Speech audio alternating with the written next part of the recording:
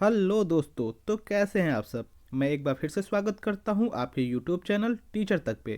तो जैसा कि आप सबको पता है कि हमारी एक सीरीज चल रही है जिसमें हम पिछले 3 वर्षों के बहुविकल्पीय प्रश्नों को हल करा रहे हैं। तो इस क्रम में आज है सेकेंड सेमेस्टर सामाजिक अध्ययन का पेपर, यानी कि पेपर फिफ्थ। तो आइए देखते हैं। तो हम स्टार्ट करेंगे 2018 के क्वेश्चन पेपर से। तो इसका पहला क्वेश्चन है, सम्राट अशोक के पिता थे। तो सम्राट अशोक के पिता कौन थे? ऑप्शन है आपके पास बिंदुसार, बिंबसार, चंद्रगुप्त मौर्य या कौटिल्य।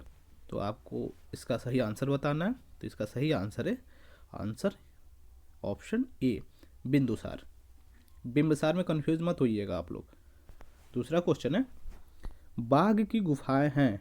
तो बाघ की गुफाएं पूछ रहा है, ये कहाँ पे है? ऑप्शन है आपके पास, पहला ऑप्शन है महाराष्ट्र में, दूसरा है उत्तर प्रदेश में, तीसरा है मध्य प्रदेश में, चौथा है छत्तीसगढ़ में। तो इसका सही आंसर है बाघ की गुफाएं जो हैं वो मध्य प्रदेश के धार डिस्ट्रिक्ट में है, जो कि विंध्यन रेंज में पड़ता है। अगले क्वेश्चन की तरफ बढ़ेंगे। अगला क्वेश्चन तीसरा है, मुद्रा राक्षस नाटक के लेखक थे। तो मुद्रा राक्षस नाटक जो था उसके लेखक कौन थे? ऑप्शन है आपके पास शूद्रक, दूसरा है विशाखदत्त, तीसरा है कालिदास और चौथा है भारवी। तो इसका सही आंसर है ऑप्शन नंबर बी, विशाखदत्त। अगले क्वेश्चन की तरफ बढ़ेंगे दोस्तों। अगला क्वेश्चन है, गुप्त काल की भाषा थी। तो आप सभी ने पढ़ा होगा गुप्त काल। तो गुप्त काल की कौन सी भाषा थी? ऑप्शन है आपके पास, पहला पाली, दूसरा हिंदी, तीसरा प्राकृत, चौथा संस्कृत। तो इसका सही आंसर है दोस्तों option number D, Sanskrit. Sanskrit जो थी वो गुप्त काल की भाषा थी। अगले क्वेश्चन की तरफ चलेंगे। अगला क्वेश्चन पांचवा कहता है, सल्तनत काल में सैनिकों को नगद वेतन देने की प्रणाली अपनाई। तो सबसे पहले सबसे पहले नगद वेतन देने की प्रणाली किसने अपनाई? ऑप्शन है आपके पास इल्तुतमिश ने, रजिया ने, नसीरुद्दीन महमूद ने या अलाउद्दीन खिलजी ने। तो इसका सही आंसर है दोस्तों option number D, Alauddin Khilji ने। अगले क्वेश्चन की तरफ चलेंगे। अगला क्वेश्चन सिक्स कहता है, पृथ्वीराज रासो के अनुसार राजपूतों की उत्पत्ति हुई है। पहले तो ये देखेंगे पृथ्वीराज रासो किसने लिखा है। तो ये लिखा है चंद्र बरदाई ने।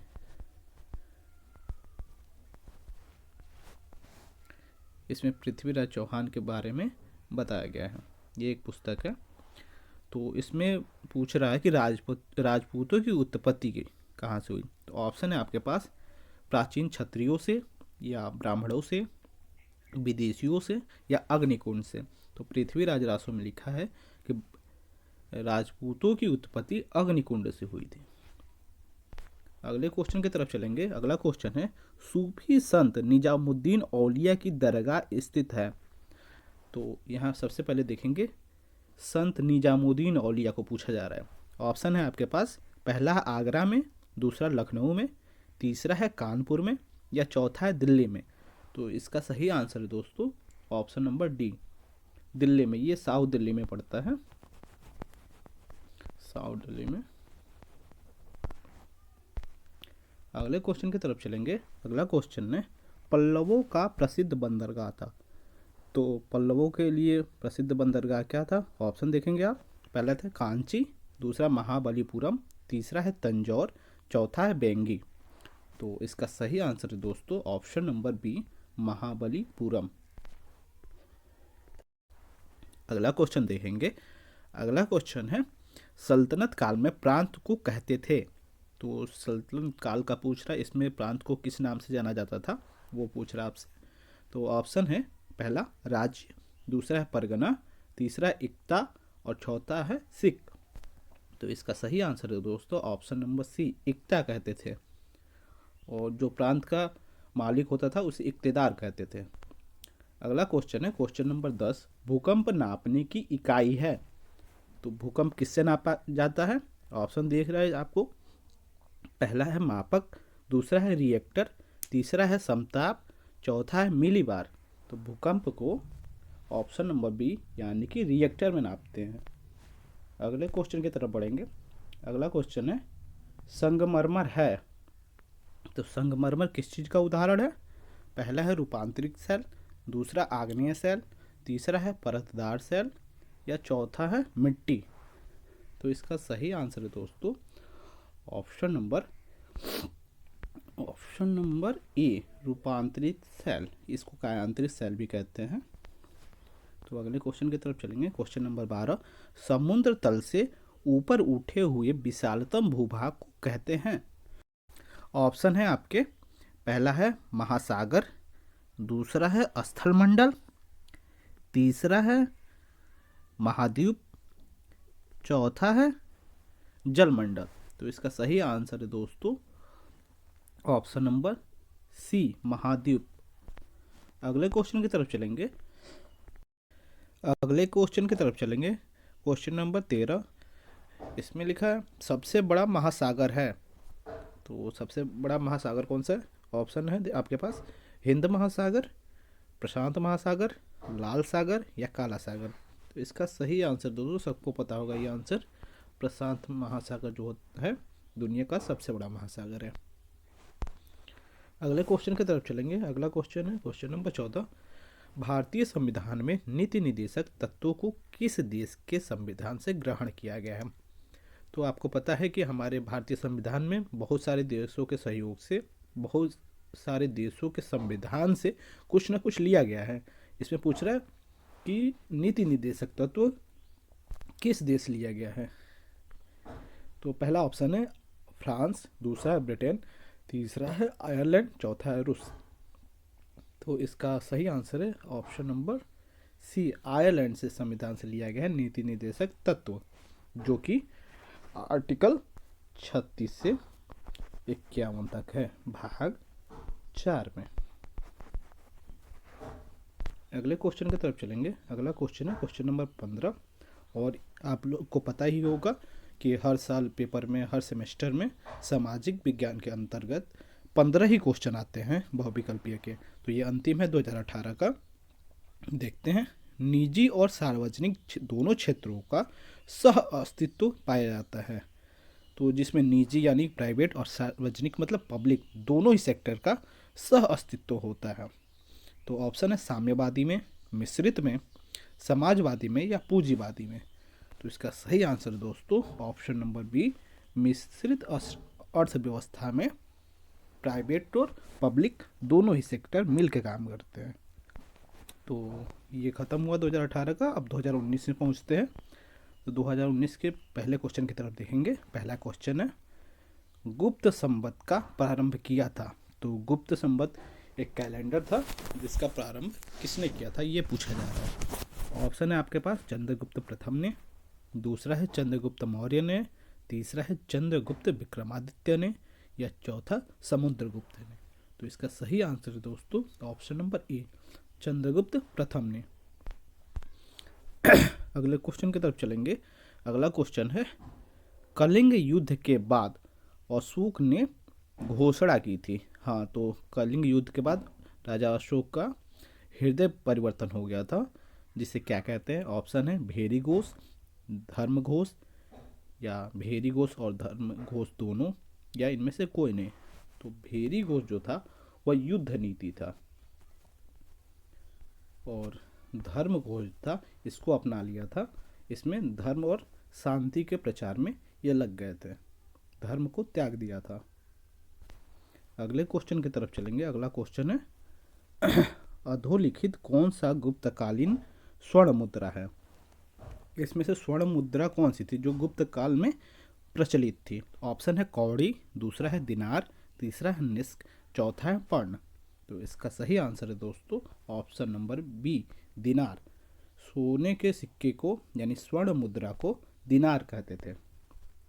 अगले क्वेश्चन की तरफ बढ़ेंगे। अगला क्वेश्चन है तराइन का प्रथम युद्ध हुआ था। तो तराइन का युद्ध कब हुआ था? सबको पता है तराइन में 2 युद्ध लड़े गए थे। ऑप्शन देख लेते हैं पहले। पहला है महमूद गजनवी और पृथ्वीराज चौहान के मध्य, दूसरा है मोहम्मद बिन कासिम और पृथ्वीराज चौहान के मध्य, तीसरा है मोहम्मद गौरी और पृथ्वीराज चौहान के मध्य, और चौथा इनमें से कोई नहीं। तो इसका सही आंसर है दोस्तों option number C, Mohammad Ghori और पृथ्वीराज चौहान। पहला हुआ था 1191 में, दूसरा हुआ था 1192 में। 2 युद्ध लड़े गए थे तराइन में। अगले क्वेश्चन की तरफ चलेंगे। क्वेश्चन नंबर 5वां, दिलवाड़ा का जैन मंदिर स्थित है। तो दिलवाड़ा का एक जैन मंदिर बहुत ही प्रसिद्ध है, वो किस राज्य में है, ये पूछा जा रहा है। ऑप्शन है आपके मध्य प्रदेश में, दूसरा है राजस्थान में, तीसरा है उत्तर प्रदेश में, या चौथा है गुजरात में। तो सही आंसर दोस्तों इसका राजस्थान में, माउंट आबू पे। माउंट आबू एक पर्यटन स्थल भी है। यहाँ पे ये अरावली रेंज में पड़ता है। अरावली जो सबसे पुरानी पर्वत श्रेणी है, इस श्रेणी में पड़ता है। अगले क्वेश्चन की तरफ चलेंगे। इसका सही आंसर था ऑप्शन नंबर बी, राजस्थान में। अगले क्वेश्चन की तरफ चलेंगे। क्वेश्चन नंबर 6 कहता है पल्लवों के प्रसिद्ध रथ मंदिर किस स्थान पर निर्मित है। तो पल्लवों का जो एक प्रसिद्ध रथ मंदिर है वो कहाँ है। ऑप्शन है आपके पास कांची में, दूसरा है ये बंगिनी पेंगी है, तीसरा है महाबलीपुरम में, चौथा है तंजौर में। तो इसका सही आंसर है दोस्तों ऑप्शन नंबर सी, महाबलीपुरम में। अगले क्वेश्चन की तरफ चलेंगे। क्वेश्चन नंबर 7, गीत गोविंद के रचयिता हैं। गीत गोविंद किसने लिखा है ये पूछा जा रहा है। ऑप्शन है आपके पास जयदेव, दूसरा है जायसी, तीसरा है अमीर खुसरो, चौथा है इनमें से कोई नहीं। तो इसका सही आंसर दोस्तों गीत गोविंद के रचयिता जयदेव हैं। अगले क्वेश्चन की तरफ चलेंगे। क्वेश्चन नंबर 8वां कहता है कृष्ण देव राय के दरबार में अष्टदिग्गज थे। जैसे कि अकबर के दरबार में 9 रत्न थे, ऐसे ही कृष्ण देव राय के दरबार में 8 अष्ट दिग्गज रहते थे। तो वो कौन थे। पहला ऑप्शन 8 मंत्री, दूसरा है 8 तेलुगु कवि, तीसरा है 8 महान सेनापति, या चौथा है 8 परामर्शदाता। तो इसका सही आंसर है दोस्तों ऑप्शन नंबर बी, 8 तेलुगु कवि थे। अगले क्वेश्चन की तरफ चलेंगे। क्वेश्चन नंबर 9वां, मानसूनी पवन कहलाती है। तो ऑप्शन है आपके पास नियतवाही पवन, दूसरा है मौसमी पवन, तीसरा स्थलीय पवन, चौथा है सागरी पवन। तो इसका सही आंसर दोस्तों मानसूनी पवन को ही मौसमी पवन भी कहते हैं। अगले क्वेश्चन यानी क्वेश्चन नंबर 10वें पे चलते हैं। 10वां क्वेश्चन कहता है वायुमंडल में सबसे अधिक गैस की मात्रा है। तो अपने वायुमंडल में सबसे अधिक कौन सी गैस पाई जाती है। ऑप्शन है आपका ऑक्सीजन, दूसरा है नाइट्रोजन, तीसरा है कार्बन, चौथा है हाइड्रोजन। तो आप सबको पता है कि सबसे ज़्यादा वायुमंडल में 78% नाइट्रोजन पाए जाते हैं, उसके बाद 21% ऑक्सीजन पाए जाते हैं, उसके बाद अन्य गैसें पाई जाती हैं। तो इसका सही आंसर दोस्तों सबसे अधिक पूछा है, सही सबसे अधिक है ऑप्शन नंबर बी, नाइट्रोजन। अगले क्वेश्चन की तरफ चलेंगे। अगला क्वेश्चन कहता है 66.5 डिग्री से ध्रुवों के मध्य पाया जाने वाला ताप कटिबंध है। तो पहले तो समझेंगे इसको कि 66.5 डिग्री कहाँ होता है। ये आपकी पृथ्वी है, जिसमें एक आर्कटिक होता है, इधर ये आर्कटिक दोनों तरफ होता है, फिर ये 66.5 डिग्री होता है दोनों तरफ। ये बीच में एकदम बराबर से ये भूमध्य रेखा जाता है, यानी कि इक्वेटर जाता है। तो और बीच में एक और होता है 23.5 डिग्री पे, ये 23.5 डिग्री है और ये है 66.5 डिग्री दोनों तरफ। तो इसमें ये पूछ रहा है कि पहले क्या होगा 66.5 के मध्य, यानी इन दोनों के मध्य, एक यहाँ पर लाइन थी, तो इसके मध्य होता है उष्णकटिबंध, यानी कि option number C is the right answer. अगले क्वेश्चन की तरफ चलेंगे। अगला क्वेश्चन है भारतीय संविधान में सूचियां हैं। तो भारतीय संविधान में कितनी सूचियां हैं पूछा जा रहा है आपसे। तो ऑप्शन है 1, दूसरा है 2, तीसरा है 3, चौथा है 4। तो भारतीय संविधान में 3 सूचियां हैं। पहला है राज्य सूची,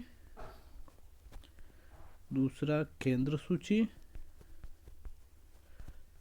तीसरा है समवर्ती सूची। ये विषयों पर कानून बनते हैं। तो इसका सही आंसर दोस्तों ऑप्शन नंबर सी।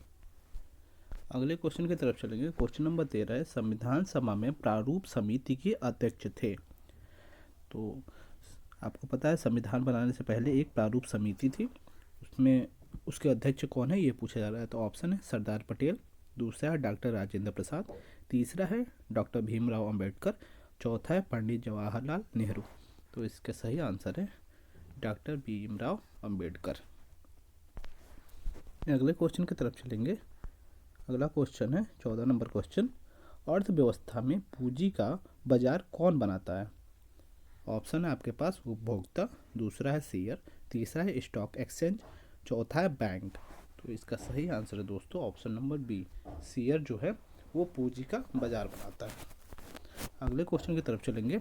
अगला क्वेश्चन है इस साल का अंतिम बहुविकल्पीय प्रश्न है, मूल्य मापक का कार्य मुद्रा का। मूल्य मापक का कार्य मुद्रा का। ऑप्शन है सहायक कार्य है, दूसरा अन्य कार्य है, तीसरा प्रमुख कार्य है, या चौथा आकस्मिक कार्य है। इसका सही आंसर दोस्तों ऑप्शन नंबर सी, प्रमुख कार्य है। इस तरह से 2019 का भी क्वेश्चन सारे खत्म हुए। अगले साल में चलते हैं। अगला साल है 2020। तो ये देखते हैं तीसरा और अंतिम साल है। इसका पहला क्वेश्चन है तराइन का प्रथम युद्ध हुआ था, अभी बताया मैंने। तो ये आंसर आप लोग कमेंट बॉक्स में कीजिएगा। दूसरे क्वेश्चन की तरफ चलते हैं। दूसरा क्वेश्चन है गुलाम वंश का प्रथम सुल्तान था। ऑप्शन है आपके पास इल्तुतमिश, दूसरा बलबन, तीसरा कुतुबुद्दीन ऐबक, चौथा रजिया सुल्तान। तो इसका सही आंसर दोस्तों option number C, Qutubuddin Aibak 1206 में दिल्ली की गद्दी पे बैठा, जो कि मोहम्मद गौरी का एक गुलाम था, इसलिए इसको गुलाम वंश भी कहा जाता है। अगले क्वेश्चन की तरफ चलेंगे। अगला क्वेश्चन है विश्व में सबसे लंबी नदी है दो लंबी नदी पूछा जा रहा है। तो ऑप्शन है आपके राइन नदी, दूसरा है मिसिसिपी, तीसरा नील नदी, या चौथा है हांगो नदी। तो इसका सही आंसर दोस्तों लंबी नदी पूछा गया, लंबी नदी नील नदी है। और बड़ी नदी अगर पूछा जाए तो अमेजन नदी है, अमेजन नदी ये सबसे बड़ी नदी है और सबसे लंबी नदी नील नदी है। अगले क्वेश्चन की तरफ चलेंगे। अगला क्वेश्चन है कि सक्रिय ज्वालामुखी का उदाहरण है। तो सक्रिय ज्वालामुखी कौन सा है। पहला ऑप्शन है पोपा, दूसरा है विसुबियस, तीसरा है फ्यूजियामा, या चौथा है स्ट्राम्बोली। तो इसका सही आंसर है दोस्तों ऑप्शन नंबर बी, विसुबियस। अगला क्वेश्चन क्या है। अगला क्वेश्चन को देखते हैं। क्वेश्चन नंबर 5वां, समानता का अधिकार किस अनुच्छेद में वर्णित है।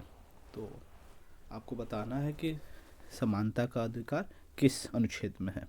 ऑप्शन है पहला अनुच्छेद 19 से 22 तक, दूसरा कि अनुच्छेद 14 से 18 तक, तीसरा है अनुच्छेद 6 से 12 तक, चौथा है अनुच्छेद 16 से 18 तक। इसका सही आंसर है दोस्तों ऑप्शन नंबर बी, 14 से 18 तक है। इसमें समानता का अधिकार शामिल है। अगले क्वेश्चन की तरफ चलेंगे। अजमेर में किस सूफी संत की दरगाह है। तो अभी हमने देखा निजामुद्दीन औलिया की दरगाह जो है वो तो दिल्ली में है। ऑप्शन देख लेते हैं। ऑप्शन पहला है निजामुद्दीन औलिया, दूसरा है ख्वाजा मोइनुद्दीन चिश्ती, तीसरा है कुतुबुद्दीन बख्तियार काकी, तीसरा है ख्वाजा सलीम चिश्ती। तो इसका सही आंसर दोस्तों option number B, Khwaja Moinuddin Chishti. अगले क्वेश्चन की तरफ चलेंगे। क्वेश्चन नंबर 7वां है बैंक ड्राफ्ट है। पूछा जा रहा है बैंक ड्राफ्ट क्या है। ऑप्शन है आपके पास साख मुद्रा, दूसरा है वास्तविक मुद्रा, तीसरा है प्रतिनिधि पत्र मुद्रा, चौथा है परिवर्तनशील पत्र मुद्रा। तो इसका सही आंसर दोस्तों ऑप्शन नंबर डी, परिवर्तनशील पत्र मुद्रा। अगले क्वेश्चन की तरफ चलेंगे। महमूद गजनवी ने सोमनाथ के मंदिर पर कब आक्रमण किया था? तो आप सब ने बचपन से सुनते आ रहे होंगे कि महमूद गजनवी ने भारत पे 17 आक्रमण किए थे। तो उसमें पूछ रहा है कि सोमनाथ के मंदिर पे जो आक्रमण किया था वो किस सन में किया था? तो ऑप्शन है आपके पास 10, 20 से 21 में, या 1023 से लेके 1024 तक, या 1022 से लेके 23 तक, या 1025 से लेके 26 तक। तो सही काल क्या कौन सा है? तो इसका सही आंसर है ऑप्शन नंबर डी, यानी कि 1025 से 26 तक किसने सोमनाथ के मंदिर पे आक्रमण किया। अगला क्वेश्चन है क्वेश्चन नंबर 9। ग्रांड ट्रंक रोग देखिए यहाँ गलत लिखा है, ये रोग नहीं रोड है। तो रोड का निर्माण किस शासक ने कराया था? ऑप्शन है आपके पास अकबर ने, दूसरा है शेर शाह सूरी ने, तीसरा है शेर अफगान ने, चौथा है नादिर शाह ने। तो इसका सही आंसर है दोस्तों option number B, Sher Shah Suri ने। तो ये एक अफगान शासक था, अफगानी था। और सब लोग कमेंट बॉक्स में बताएंगे शेर शाह का मकबरा कहाँ है, देखते हैं किसको पता है। अगले क्वेश्चन की तरफ चलेंगे। क्वेश्चन नंबर 10वां है, भारत का नेपोलियन किसे कहा जाता है? तो भारत का नेपोलियन कहा जाता है, ऑप्शन है आपके पास चंद्रगुप्त मौर्य, दूसरा है समुद्रगुप्त, तीसरा है अशोक महान, या चौथा है चंद्रगुप्त द्वितीय विक्रमादित्य। तो इसका सही आंसर है दोस्तों ऑप्शन नंबर बी, समुद्रगुप्त ने। समुद्रगुप्त को ही भारत का नेपोलियन कहा जाता है। अगले क्वेश्चन की तरफ चलेंगे। अगला क्वेश्चन 11, वायुमंडल में सबसे अधिक किस गैस का प्रतिशत है? तो अभी हमने बताया है चार्ट में कि कौन सा गैस सबसे अधिक वायुमंडल में पाई जाती है, इसका आंसर भी आप लोग ही बताएंगे। अगले क्वेश्चन की तरफ चलते हैं। क्वेश्चन नंबर 12, निम्नलिखित में से कौन सा रूपांतरित चट्टानों का उदाहरण नहीं है? पिछले साल पूछा गया था कि रूपांतरित चट्टान कौन सी है, तो इसमें पूछा गया उदाहरण नहीं है। तो ऑप्शन है आपके पास संगमरमर, दूसरा है स्लेट, तीसरा है क्वार्टजाइट, चौथा है ग्रेनाइट। तो इसका सही आंसर दोस्तों option number D, granite. Granite जो है वो रूपांतरित सेल का उदाहरण नहीं है।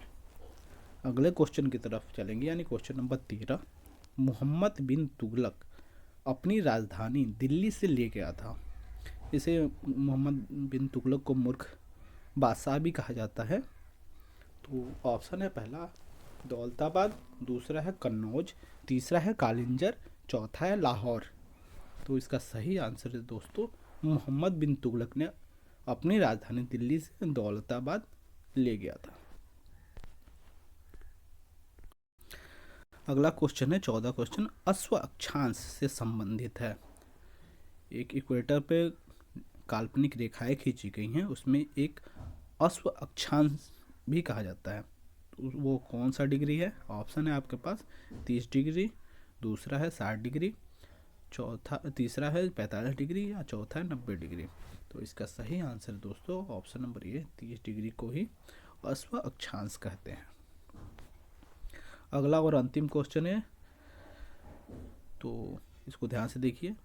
अंतिम क्वेश्चन 15 नंबर क्वेश्चन है, गल्फ स्ट्रीम है, गल्फ स्ट्रीम की किसे कहते हैं, या उसका दूसरा नाम क्या है, ये आप देखेंगे। ऑप्शन है खाड़ी में एक नदी का नाम है, दूसरा महासागरीय धारा, ये कोई धारा है, तीसरा है जे स्ट्रीम ने जेट स्ट्रीम का दूसरा नाम है, चौथा और अंतिम है ध्रुवीय धारा। तो इसका सही आंसर दोस्तों ऑप्शन नंबर बी, महासागरीय धारा है जेट स्ट्रीम। यह एक गर्म जल धारा है। तो इसी के साथ हम लोग का ये सीरीज में सेकेंड सेमेस्टर का सामाजिक अध्ययन का पेपर समाप्त हुआ। ऐसे ही प्रीवियस ईयर क्वेश्चन के लिए और डीएलएड के सभी सेमेस्टर के परीक्षाओं के लिए, यूपी टेट, सीटेट तथा टीचर संबंधित किसी भी जानकारी, क्लासेस या अपडेट्स के लिए हमारे चैनल पर जुड़े रहिए। हमारा चैनल है टीचर तक। Thank you.